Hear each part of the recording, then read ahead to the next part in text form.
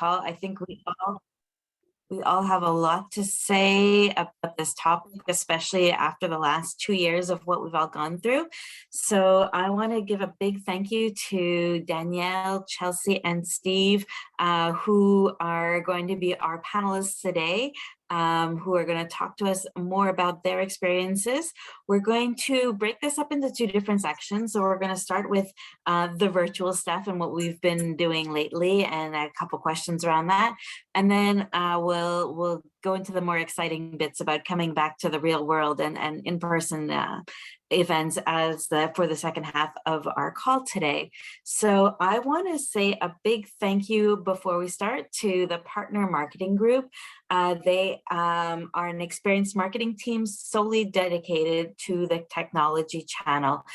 They have advanced expertise with everything for VARs, for ISVs, for products, customers, and the market. Their marketing solutions, services, and programs are designed to drive engagement and conversations to help grow your business. So without the Partner Marketing Group, we would not have this group. So thank you to Michelle and her team for sponsoring this month. And a shameless plug, if anyone is interested in sponsoring future months, we are more than welcome to tell you a little more about this program. And please check out the link to the Partner Marketing Group. We're going to put it up in the chat. A couple of housekeeping before we start. Please use the chat. Ask us questions. This is really for us to converse.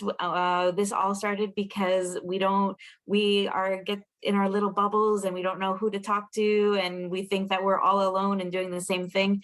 And by having groups like this, misery loves company, and we realize that we're all kind of in the same boat on this one. So let's share in the chat, ask your questions. Let's go for it that way. And now let's I'll move it off to the main event. Steve, do you want to kick us off? Yes, hi, my name is Steve Dwyer with Dwyer, and I've been with the company 14 years. We're an ISV in warehouse management, and I've led the sales and marketing for many years. I'm a little more on the sales focus these days, but really excited about today.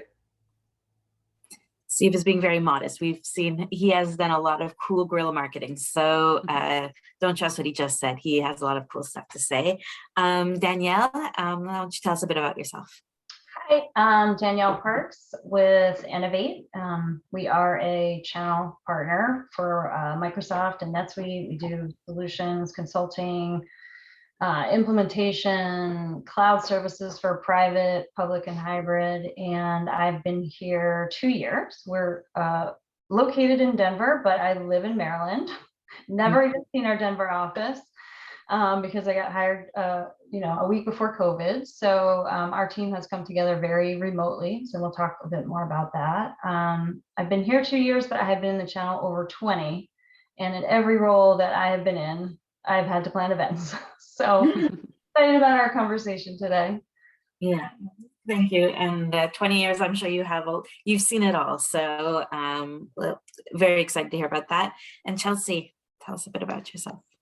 Thank you, Tanya. My name is Chelsea Didio, and I'm out of Detroit, Michigan area. I work for RSM, which is a leading audit, tax, and consulting firm. And we are also a leading VAR for multiple products in the space around ERP and CRM. So I directly work with our NetSuite practice, but under the same team that I work on, we also support Microsoft, Salesforce, Sage Intacct, and multiple other products. So we kind of have this strategic business relationship team that kind of handles all of the marketing for these different partnerships. So I've been in the space for almost 7 years now. So not quite up to your level yet, Danielle, but working my way there. So really looking forward to talking about events, both attending and hosting events, because obviously it's very important in our marketing world. So looking forward to discussing. Well, I think in the last 2 years, 7 is a lot. You've seen it all as well, so don't underestimate yourself there. Yeah. So let's kick this off with our first question. And Danielle, what kind of tips do you have to make sure that the event is successful? So if we're starting with virtual, I think part of it's defining what type of virtual event it is, because for 20 years, we've been doing webinars or webcasts or whatever we used to call them, online meetings back in the day. So I think it depends from a planning perspective on if you're planning a 1 hour, 30-minute, webinar, where you're doing training or you're demoing a product or it's thought leadership, versus some of the things that have happened in the last few years where we've had to go virtual and we wanted to have more sessions and breakouts and things like that. So all of them require still a lot of planning, pre-planning. So, I mean, I think one of the things that Chelsea and I were kind of going back and forth on before this was just being prepared and organized and getting your group together early. I don't really think it matters in person or not. You need to take the time to plan, and making sure that your group understands that just because this meeting is online, it's not any less important than if they were standing in front of somebody. So, part of the things that I have said is making sure, I mean, obviously topic and things like that are always extremely important, and making sure whatever you've got is engaging and that you're inviting the right audience, but also that you've also invited the right person to present. So Yeah. Critical. It really is. And I think we underestimate someone who may know a product really well may not always be the best person to present it. And definitely on everything, I found everyone has just gotten a little slacker during the last 2 years, but super important that this is the new way of meeting people is virtual. So you have to have your best foot forward all the time. And I think the marketers only make that mistake once, right? Yeah, well, that's very true. Yeah. You're like, okay, that's just not that's not their strength. Yeah. But sometimes it's hard. Like, there are organizations, depending on how large your organization is, where you are limited. So I think we have done and gotten our people training before, Yeah, no, dry runs are key if it's a really big event, just to kind of get them used to it too. And because it's so easy in the virtual world just to click off if you're not into it. So no, definitely good points. Chelsea, what about you? Do you have any other points you want to add? Yeah, Danielle kicked it off on a really good start. Like we talked about, prep is essential. And I think one part that people tend to forget about is what's the post-event prep that you're working on, because you can get really hung up in getting slides together, getting speakers prep, abstracts, titles, social posts, you got to do everything up front, but don't forget about the back end. You don't want to be wrapping up your event and then going, okay, what are we doing now? Who's doing follow-up? What are we doing? Make sure you have those mechanisms in place and discussed with either your subject matter experts or your sales team or whoever is working on the event with you. Make sure we have talking points, takeaways, kind of prep that team with the follow-ups they need so that they can just go directly after it at the back end of the event. So I think that's a really critical element, because obviously we're hosting these events for a reason. There's some action or some next step we want these people to take with us. Maybe that's a meeting, maybe that's attending another event or meeting for lunch, whatever it is. Just make sure you have an idea of what that is before you start the event. Honestly, best tip. I think we've all made that mistake at one point or another, where we front load everything, and then so we sent an email after, like, no, there has to be other steps in there. And I think takeaways and talking points is so essential that we don't think about until it's too late. So let's move on to what has been some of your favorite virtual campaigns. Have you had one that you've done recently that you liked? Danielle, why don't you? Do you have one? We had one that was successful. We had the year that we had the shutdown, and we had planned in-person events, like large events, that the organizers had to pivot at the last minute and bring online, which was, I mean, a challenge for everyone involved, not just the sponsors. I can't imagine what they went through. But the platforms, there were a lot of platforms that came on the market at that time that nobody really knew very well. Mm-hmm. So we were all kind of struggling through them and trying to figure out, how do we get audience engagement? How do we, try to recreate the in-person event virtually? And so we would normally have had a party at this event, where we could meet people. And so it was a multi-day event, and we decided, well, we're going to go ahead and try this. And I think it is important with these virtual things that you do take chances and try some things, because you have to. So we hired an entertainer, a comedian, and a magician, and he was amazing. And we had a Zoom, and we had over 150 people on. And he was engaging and entertaining and, interactive.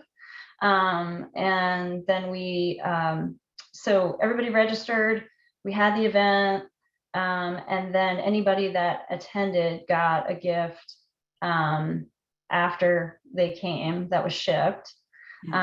Something small, but anything small adds up when you have to mail it. So, I mean, budget is important there, but, and then we also had like some raffles during the event to keep things interesting too. So it went really well. People came back to us and were like, this was our favorite part of these 3 days. I mean, just a lot of buzz around it. And so we definitely got good audience engagement and feedback, and I would do it again.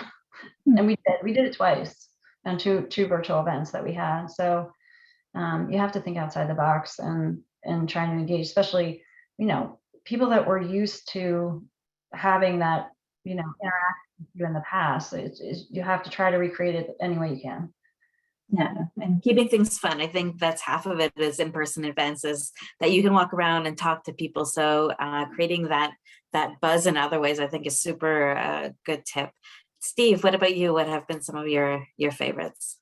Yes, a couple that came to mind as I thought of the, around when COVID hit, a couple things that we did were as an ISV, to engage a complementary ISV to tell a compelling story. And a few things that we liked about that is that it was reusable content, so we could post it on our web and refer back to it and push it to people, of course, recording it. And then it just combined the marketing power of our partner too. So you get a little more reach, better attendance, and those kind of things. Yeah, no, for sure. Having the virtual, being able to record and reuse is a lot easier than, let's say, in a in-person setting. So I think that's awesome. Like how can we take this and reuse it in 100 different ways after that? Because you've put all this effort into it from the beginning. I saw something cool, so I'm going to ask the audience what they think about it. And if this ISV is on the phone, please chime in. I saw that they were offering a virtual booth swag box, kind of like Danielle, what you were talking about, sending something afterwards. So if you come by your booth, and we all love our swag, and how do you get it? Let us know how you feel about getting a box afterwards. As us marketers, we're probably like, oh my God, how much work is that for us afterwards to send all those boxes? But if it works, or if you think it's cool, let us know in the chat.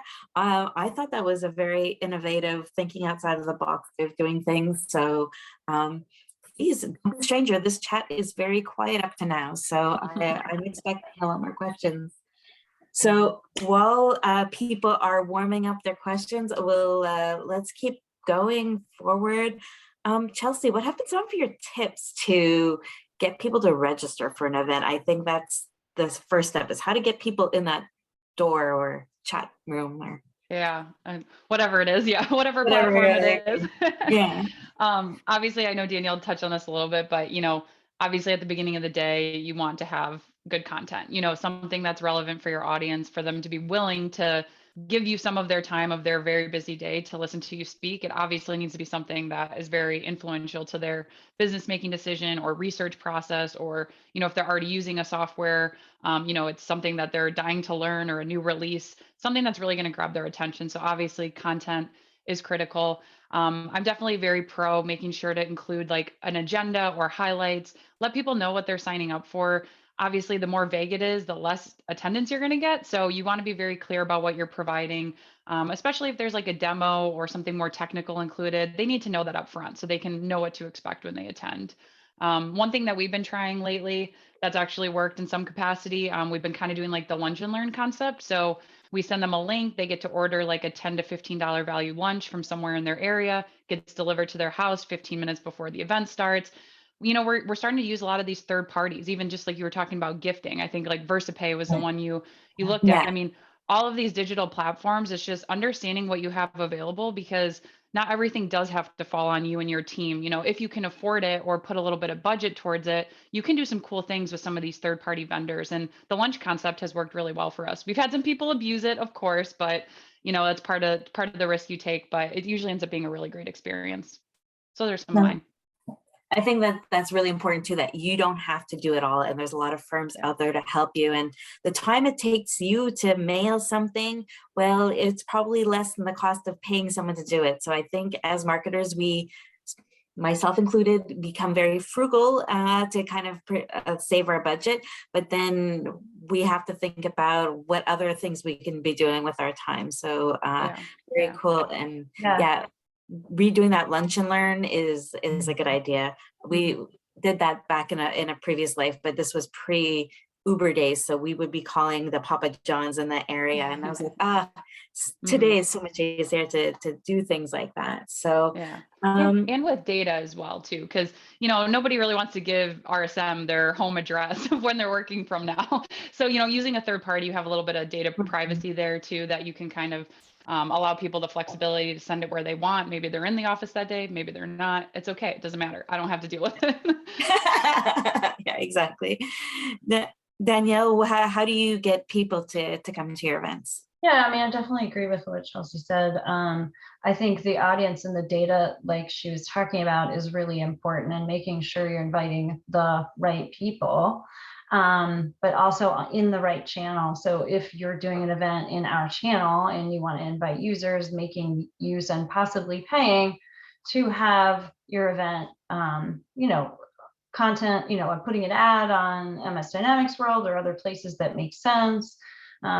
So it's okay to spend the money there, especially if you're doing this in-house, meaning most of the cost is for team effort, right? Which there's big cost in that, but not on paper as much. But yeah, I would spend the money on that. I think social, we shouldn't forget about social and making sure you've got the right hashtags and you're pulling in the right people, depending on what, I mean, even if your particular company website isn't, social platforms aren't huge. A lot of the times, the people that are in, you know, team members, their network is bigger than even the network that you've got going on some of the event, on some of your company ones. So I mean, I think you get everybody involved, making sure people are sharing and things like that, and making it easy for them to register and access the recording. And know that, you know, and making sure they feel comfortable that it's okay to just come to get the recording. That's okay. And I'm competing with a lot of noise, you know, email noise, event noise, webinar noise. It's just, it's a hard to cut through. But I mean, I think having a very attractive event title, making sure and following through on what you said you were going to do, and not, you know, not turning it into a sales pitch. So, but and then you have that reputation that people come back. Yeah, I think that's a good one. Is no one wants to be lied to, no one wants to be sold to. So you have to have that educational piece and say it up front what you're going to do. So no. I hope everyone is taking notes and getting their questions ready, because we still want to see the questions come in from over there. So Tanya, we have one good question from Mandy. Mandy, I don't know if you want to unmute yourself and ask, or if you'd rather that I read it for you. I'm just trying to shamelessly try to get people to talk. So Mandy, you unmuted. Go for it. Hi. Yeah, I was just wondering if you guys have any tips, or what you guys think about some of the larger, you know, multi-sponsor events, you know, industry events where it's the virtual platforms, and the only way to engage with people is if they stop by your booth, and if it has a chat function, or if, you reach out and request a meeting with the attendees, how do you guys feel about that? It's specifically like the reach outs, right? Or do you guys have any tips for, better engagement and better results from those shows? Who wants to jump in? Steve, do you have something to add here? I was gonna let, so, Chelsea, go for it. Okay. Well, I was going to say, even just the way you verbalize that, lots of ifs, right?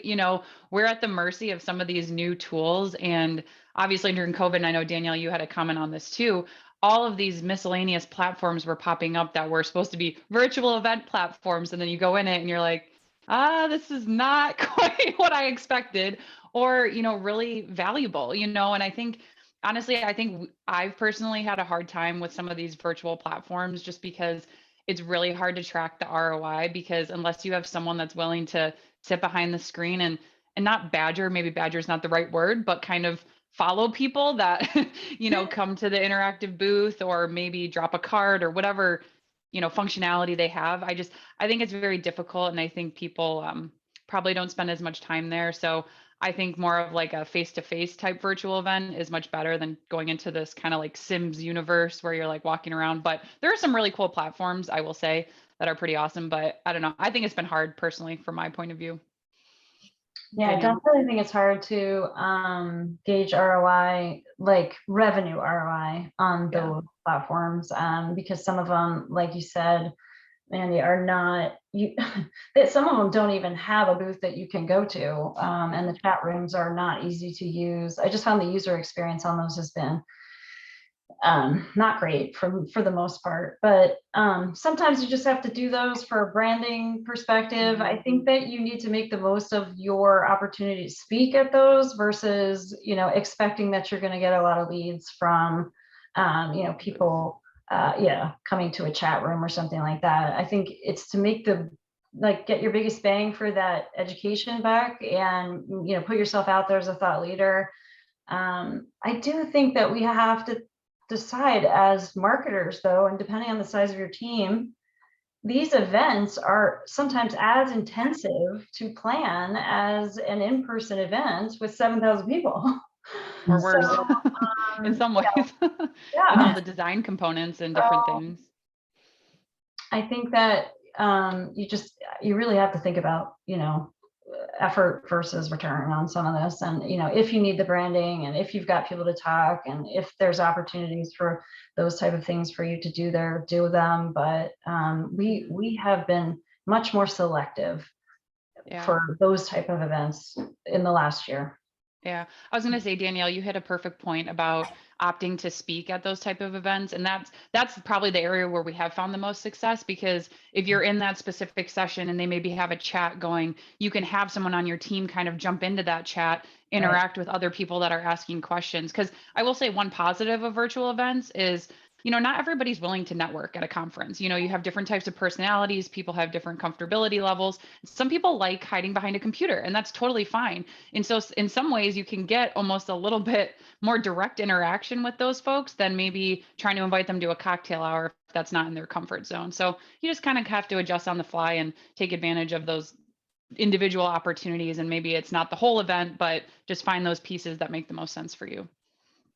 Yeah, I think what we have to take away from this is virtual has made it so easy for everyone to have an event. Like not everyone has like 7,000 rooms, hotels that, you can go in, but a virtual thing you can do without as much work. But we forget that, making those videos, getting your booth, getting the graphics, all that's all time and effort. And you still have to do the same pre and post planning. So let's plan properly and really be mindful of what we really want to do.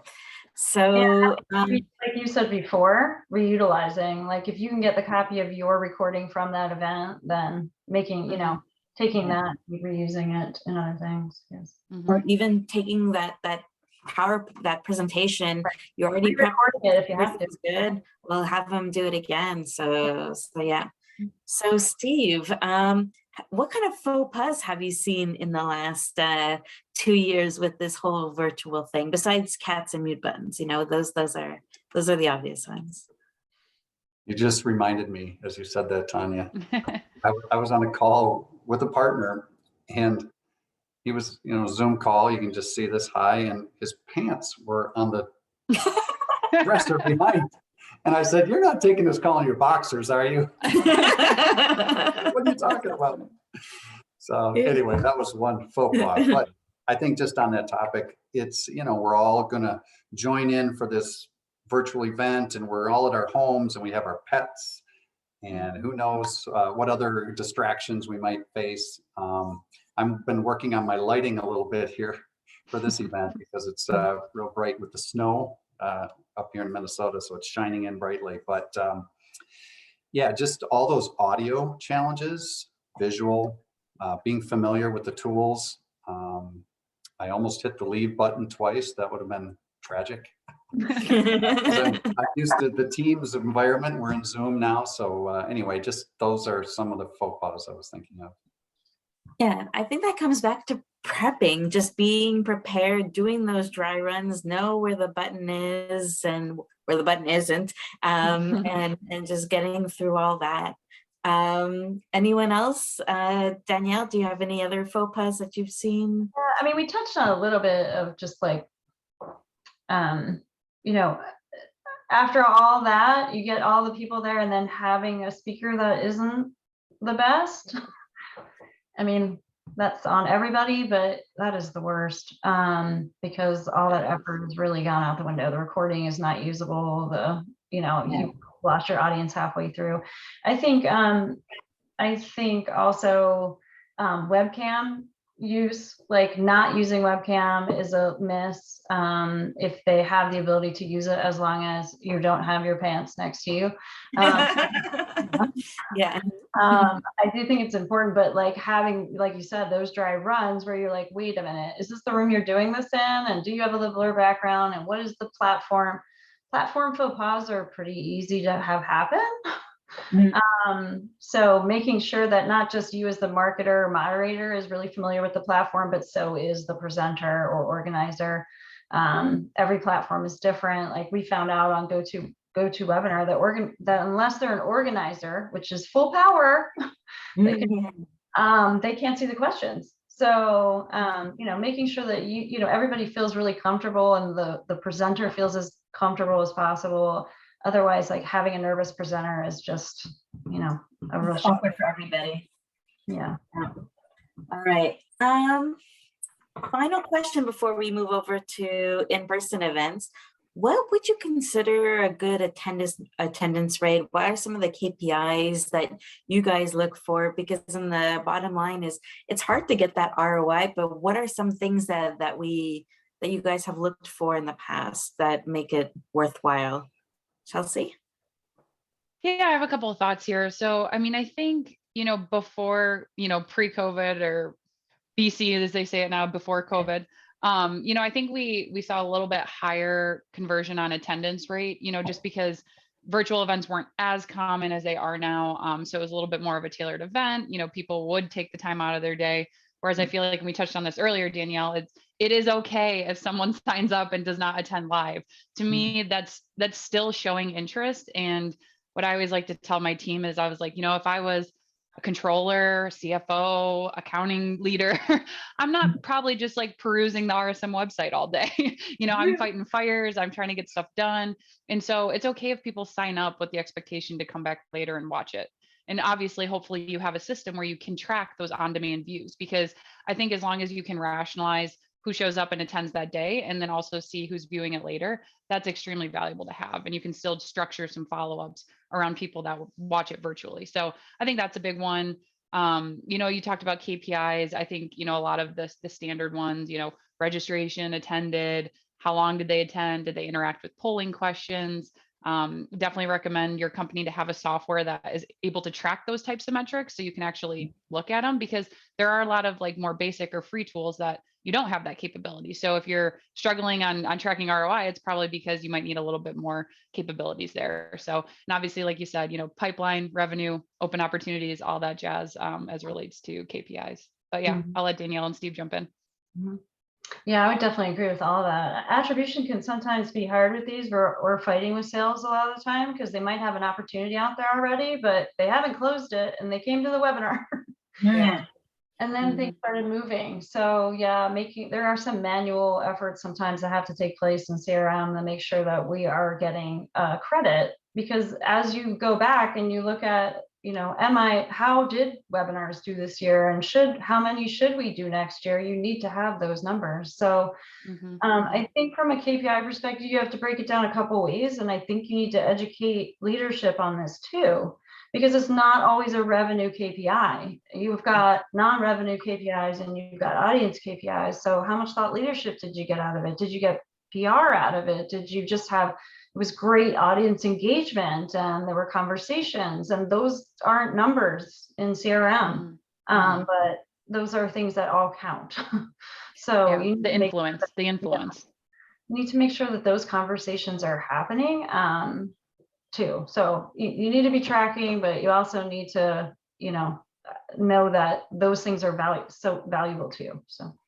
And so important to be educating leadership, because everyone knows marketing, but no one knows marketing at the same time. So I think it's so important that we as marketers get that understanding out there. Like, oh no, it might not mean X, might not mean Y, but it means Z, A, and B. So it's really educating them. I think that's an awesome point. So I'm looking at the time, and I know we're going to jump over to in person now, because I'm sure there's a lot of things that we want to talk about that as the world starts opening up again. So Steve, why don't you tell us about some tips that you've had for successful in-person things?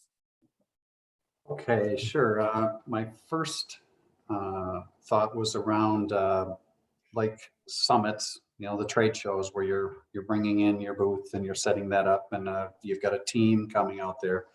And one of the things that we've done more recently is to have that loop video, that flat screen panel somewhere on the side that if you're all busy, consumed with one-on-one contact, that you have something that those people who are waiting will keep them there hopefully a little bit longer so you can engage with them. One of the would it be okay if I shared a little bit? Absolutely. I was like, you have had some successful in-person stuff. So show us, do a little show and tell for us. This one takes us back to a user group summit. Let's see, I gotta get it out here. Okay. We practiced before, we planned, we prepped. It's Steve, okay. It's just that it's slow. So I should have told a joke or something while you were pulling that up. Yeah. Can you see it now? Yeah, we're good. Okay. So we had a user group summit. And so there were tweets that were 3 weeks ahead of the summit and then 2 weeks ahead. And we talked about a explorer. Look for our explorers who will be at summit. We are really excited about this. So a little bit obscure. This was in our Minnesota, and the event was in Nashville. And then we got to a week before, some more tweets. Hey, look out, you could find an explorer and win a prize. And what this was part of was a Twitter storm. You might be familiar with that. And so then we're getting to the day of, and another tweet goes out just before here. And so we're learning a little bit more about this explorer, but we still don't quite know everything. And then we know here's a couple of days before the team is traveling out, and we wrapped a vehicle that you can see with our logo of our company and some fun graphics.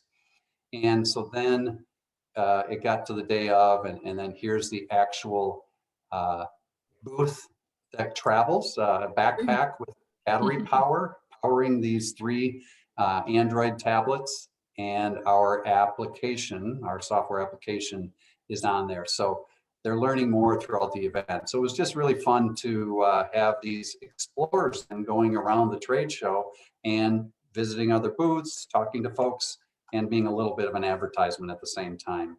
So that generated, where can I learn more about you? And then we would direct them to our booth to potentially win a prize. So that was just something fun that I wanted to share, something different. Now, I will say that I believe in the next year's bylaws for the user group summit, they said no walking booths. So we definitely made an impression. But I remember And got you- banned at the same time. So yeah, read the fine print before you try this kind of event. But I think what's cool about it is really, let's go back to the big P word, planning, is you were planning this event for weeks before and getting them talking about it. I think it was super cool. And I remember you walking around the trade show floor. So, you know, things like that, maybe it's not allowed in, you know, in that sense, but maybe it'll jog people's creative juices moving forward to do other things. So, no, very, very cool. Who else wants to, don't try and top it, but what are some of your other things that you've done, or what have been some of your most memorable campaigns that you've seen from other people? Danielle? Yeah, I mean, in talking about just having a successful in-person event, I think, well, flexibility and the ability and willingness to pivot today is where we all need to be, because it will never be the same again, event planning. And so I think it's huge. And I think, you know, we used to plan before, but now we have to start even sooner, I feel like. So making sure that you are like planning, and then, you know, plan and then plan some more. And don't forget to plan. Start early. And I think you have to just really be willing to think creatively now, and strategically at the same time, and be willing to pivot if you have to, like, and, you know, try not to cry in your milk when, you know, you can't end up having something that you've been planning for. Try to maybe rework it for something else or move it. It's just about flexibility right now in this market, and making good choices on the events that you're doing. One thing that we've been doing a lot more industry specific, some industry specific things where those things are like, they run on trade shows, right? There's a salesperson comes to me every other day, like, what about this one? What about this one? As if it's just like you snap and attend the show. So I've been, Is that how it works? no, yeah. So I have been, you know, like, well, have you been to the show before? So if they haven't been to the show before, I think it's okay to say, hey, this year, you know, if you think we're going to get clients or prospects there, that's fine. But that doesn't necessarily mean you have to sponsor a show to have success and ROI at an event. You could have something outside of the event. So being creative when you're doing in-person events doesn't always mean you have a trade show booth on the floor. So, and you have to make some of those decisions, especially if you are in an industry specific, you know, you have a company or a product that is industry specific, where there's literally a show every other week in different cities. And you just simply can't do it all. But you have to make some of those decisions and check that stuff out before you really commit completely, because those things just add up. I mean, we know the shows in our channel are very expensive for us, but even the smaller industry shows add up with travel and everything else that you have to do for it. I would also say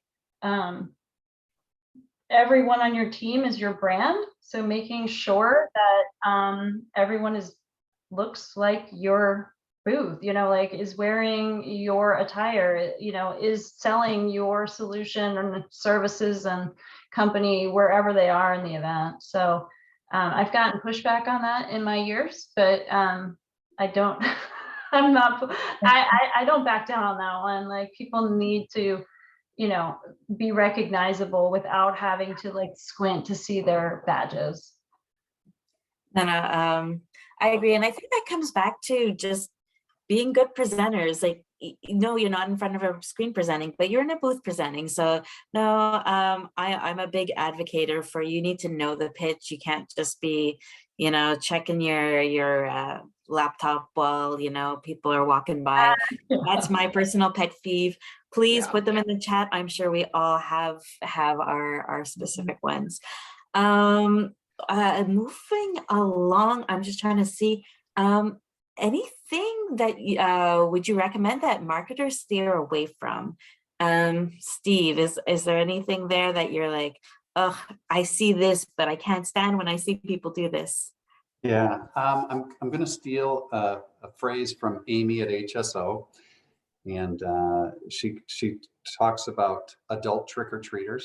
So, sometimes tchotchkes can be overdone and can be expensive and kind of erode your budget. So, just keep that in mind. However, I do remember vividly one trade show in Atlanta when it was 25, 30 degrees colder than everybody expected.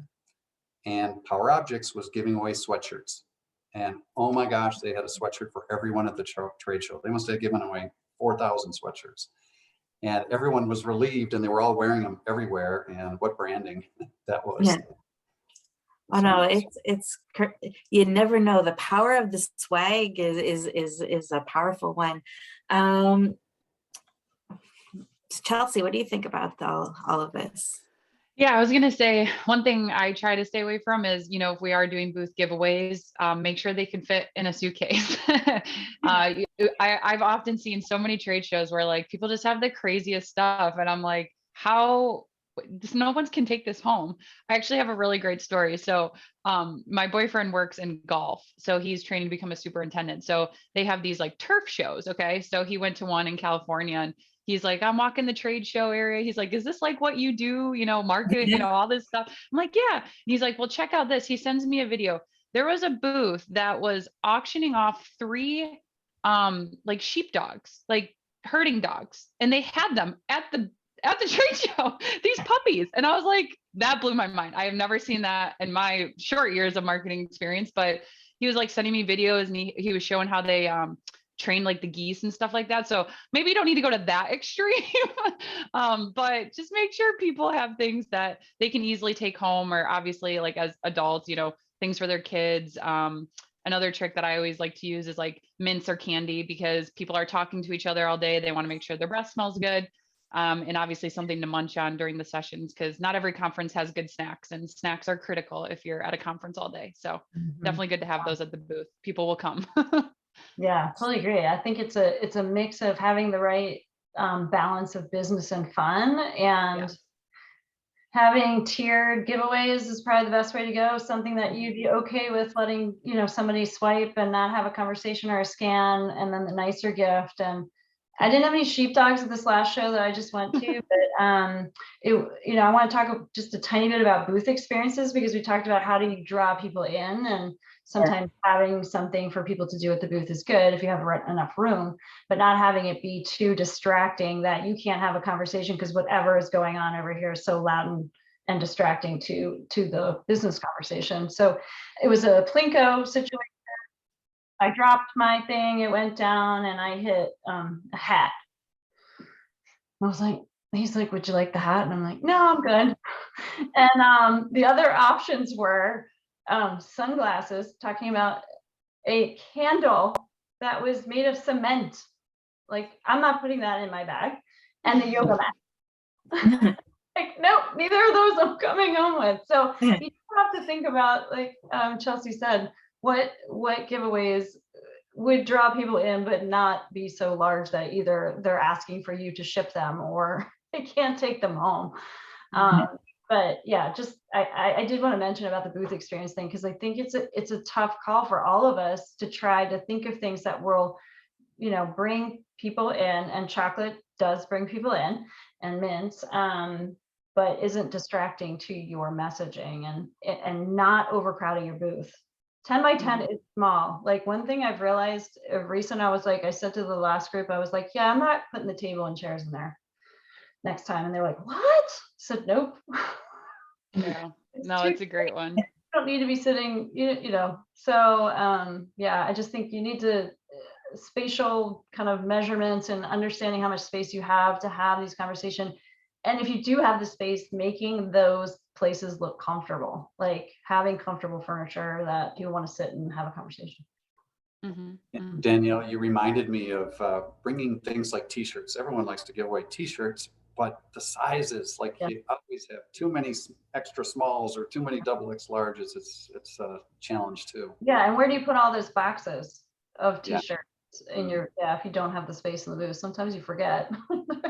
Don't have the storage for it. There's a lot to think about. And if you have to, I think it's important that if you don't have the proper staff internal for event planning, that it's okay to hire out to help you with some of those details. There's so many details. Yeah. I think we Tanya? forget. Yes. We have one nice question from the group. We have about 13 minutes left. Alexa, do you want to ask your question to the group? We'll see. Yeah, I did, but I actually just thought of a question that I think is better. You can ask both. So originally the question that I put was just about like how events have changed, like what you would have expected or how you approached them in 2019 versus now. But specifically, I'd love if you could talk about collateral. I feel like collateral is one of those things that everybody picks up and it just end up with 50 crumpled pieces at the bottom of a bag that you never follow up on. So if you guys have any solutions or ideas around, like one thing I've been trying, but it's not always that successful, is only putting a couple pieces of paper on the table and then, oh, you want a copy of this? Let me get your contact info and I'll email it to you instead. So kind of ideas like that to be creative and get contact information from booths, I guess, is kind of my overarching question here. So thank you. I could start. One of the things that the user summits do a good job of is the attendees seem to welcome the scan. They're conditioned to accept a scan when you come to their booth. So that's helpful. I hate trying to hound people to get a scan, but related to that, when I think of literature, some people I think have done it pretty well is to have a QR code that could get you to a microsite where you've got some materials. If they're in a hurry, you got to make sure you get the scan though at the same time to get that contact information. But how much has that QR code made a comeback in the last 2 years? If Major. there's someone who's made a comeback, is that QR code. So I think now people, even my mom knows how to QR code now, and she definitely did not know that before 2020. Yeah, you have to know how to use it. Yeah. Anyone else in regards to collateral? I was going to say, thanks for the question, Alexa. Alexa actually worked with me in my previous life. But I think too, this comes back to who you're sending as well. There's definitely types of people that lean more on the collateral because they may not be as comfortable with the conversation or like not a sales pitch, but selling, I mean, it's conversational selling. So, maybe just kind of think about the people you're sending. And, if you are sending the right group, you can hopefully probably convince them that handhelds are outdated and you should be using your words and turn that into an easy follow-up of, hey, let me get your email so I can send that to you after. But I know that's not as easy as it sounds because some people are a little bit more old school and they want to bring those handhelds because they're like, just in case someone asks me about this one service, I need to have something. But, your booth experience, I know, Steve, you talked about like a looping presentation, any other ways that you can get that information out there or just turn it into a follow-up is probably the best, and along with the QR codes. Yeah, we're using QR codes and you can brand those now, which is nice. You can put them on a piece of collateral. So if you bring limited collateral, which we are, and also, goodness, think about your printing because there's so much waste. So you could put and then the other thing I would say is the digital backend event experience is as important as the in-person experience. So when you are planning your in-person event, make sure that the digital experience that they get to from that QR code is as good and branded, the same way maybe that you had at the event as well. And that it has a bit of the buyer's journey on there, like, oh, I just want collateral, or oh, I want a conversation, or I just want to win the prize or whatever. Give them a few options, or hey, you saw us there and we want to learn more. Oh, you have a webinar in 2 weeks? Great. So I think it's important that you're giving them digital options that when they get there, it's not just a PDF, a digital PDF, right? Yeah. So I was going to throw out there too. I mean, I know there's a lot of people on this call that are more in the Microsoft ecosystem, but NetSuite at their trade show Suite World that happened last October, it was actually, they made the decision that they were going green and they were like, we're not allowing collateral. You had to get special approval to even bring a hard copy. So maybe we'll see some of these big vendors start to do the same. And then Alexa, you can just be like, sorry, it's against Yeah. the rules. Can't Yeah. bring it, and then you can, and then they also did provide a QR code for everyone. So you didn't have to figure out that technology on your own. They let you kind of have your own, and it linked to your virtual booth. So, which had all that information. So that was kind of a cool concept. I really liked this last year. Yeah, I love that idea. I would never bring paper anywhere ever again. Like, it's so heavy. It takes up so much room. I would be on that paperless bandwagon with you guys. Anya, I see there's still some questions coming through. Any other questions that I missed, or okay, have you used No, the QR code? I think we're in good shape. Just We're in good Alexa also had, do you think it will change? How has your planning changed from 2019 to now for in-person events? I know Danielle was saying she just went to one, so maybe she can tell us how it was different besides vaccination cards. Yeah, vaccination cards. So there was a check-in. We had it was masks indoors. Otherwise, not too much. I would say that, we have to think about if you are hosting a large scale event with food and all that stuff, there was a lot more to think about from a planning perspective there. Everything that they had gloves that you could put on. Most of the silverware was in packs, plastic.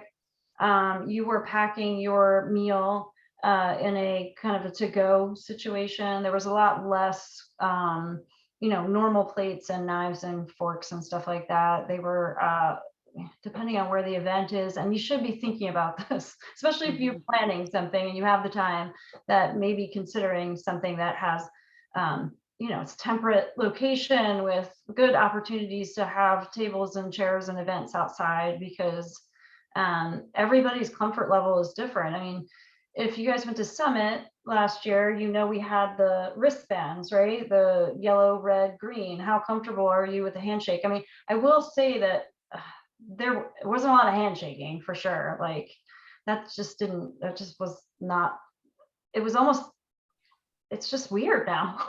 I don't know. It's just weird. So people don't, they kind of lean in and then they're like, but if you don't have that, if you have that, then, you can, kind of have a more comfortable conversation and how the person feels. So people are definitely doing that. I'm trying to think if they did anything else that was kind of different because of, COVID concerns. I mean, obviously limited audience, they didn't have as many people. So you didn't have the rooms where we had in the past where people are sitting on the floor, like for a really popular session as much. So I don't know. You definitely, I have to say that in the planning that I've done, the hotels and the catering, sales and catering people have been super nice and flexible and had lots of good tips on some of these things on what they've done. But speaking of cats, I just walked in. So anyway, yeah, that's what I would say. It didn't feel horribly different, but everything, they were making, they were making it so that everybody kind of felt comfortable no matter where they were with everything. So I think that's what it comes down to. Oh, Tanya, yes, we just got a good question from AJ. AJ, do you want to ask your question live, or do you want me to do it for you? There you go. Feel free to do it for me. Okay. So AJ's question is thoughts on budget for professional photography and videography for a one-day event. Is it worth it?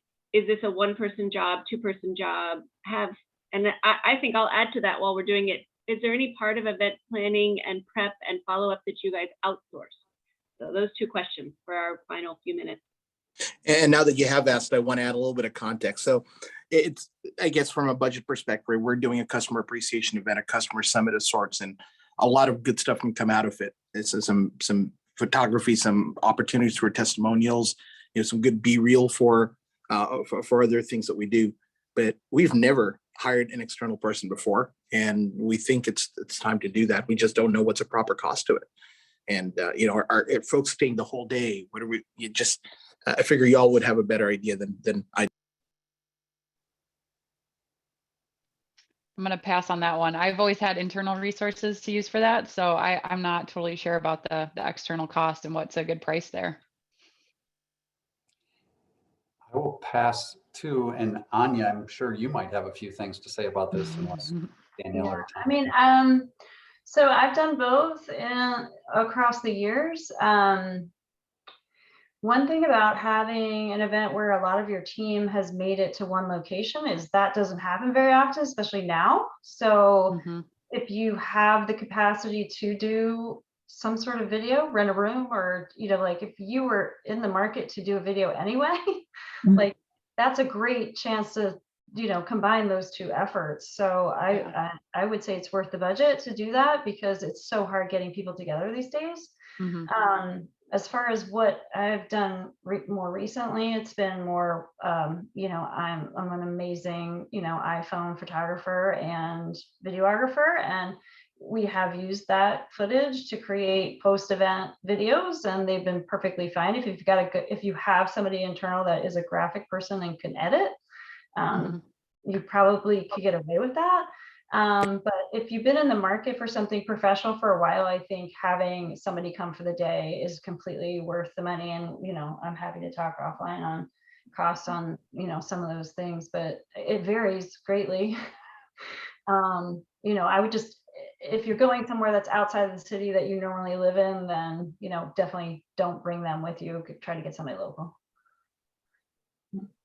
Agreed. All right, let's wrap this up with our final question. So if we all had a crystal ball, are in-person events gonna really make that comeback in 2022? What do you think will be some of the most popular trends? Steve, what do you think? Well, maybe I'm voting with my heart, but I am voting for, yes, they're going to make a big comeback. I feel like we're close to herd immunity, at least in the perception of people's minds, certainly in my mind.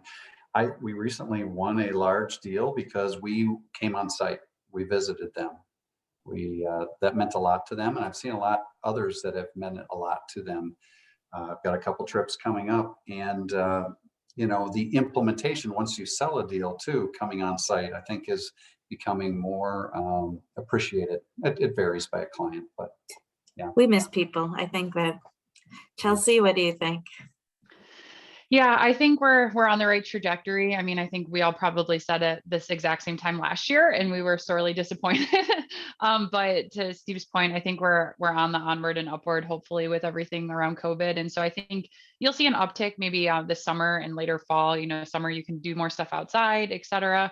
And then the fall, I think, will be the telltale sign. But I think everyone's anxious to get back. I think it's just about right sizing your participation, and that kind of tackles on the planning side too. Is we're probably not going to go spend $100,000 at a show like we did before. We're probably going to scale back and really think about who we're sending, why we're sending them, and making sure it's the right people. Because at the end of the day, and I'm sure everybody on this call's experienced it, with less volume of people, companies sending their people, like prospects or, customers, it just ends up hanging out with a bunch of vendors. And not that we wouldn't love hanging out with each other, but I think sales and marketing is really ready to get back, but maybe not our prospects are. So just making sure we really right size that and think about the investment levels, so that we're not paying a bunch of money just to sit on a trade show floor and BS with, Danielle and Steve and Tanya. I mean, I agree.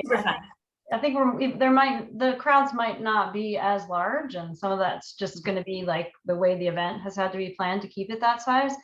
But I think it's quality over quantity. That's what we've been finding. Like if people that are coming really want to be there, have a reason to be there. And companies don't sell, people do. And that's just the way it is. The energy that you get from a face-to-face event can't be replicated virtually. So agreed. Well, thank you so much, Danielle, Chelsea, Steve, for being panelists today. You kept me thoroughly entertained. I'm sure everyone else is going to take away a lot of tips and tricks as well. Here's my shameless plug. Please sign up for the April session on how to get better engagement between ISVs and VARs. So that could be a very hot topic for a lot of you out there, as we know that that's kind of the holy grail. And thank you so much, everyone. Again, thank you, the Partner Marketing Group. Please go check out their website, download their new benchmark document. It's always full of super insightful things. Thanks again, everyone. Ideas, suggestions, put them in the chat or reach out to us. Have a good day. Bye. Thank you, everybody. Thanks, Tanya. Thanks, everyone. bye.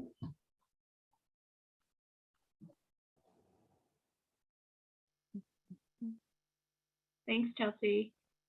Thank you. Thank you so much. All right. Bye, everyone. Bye-bye.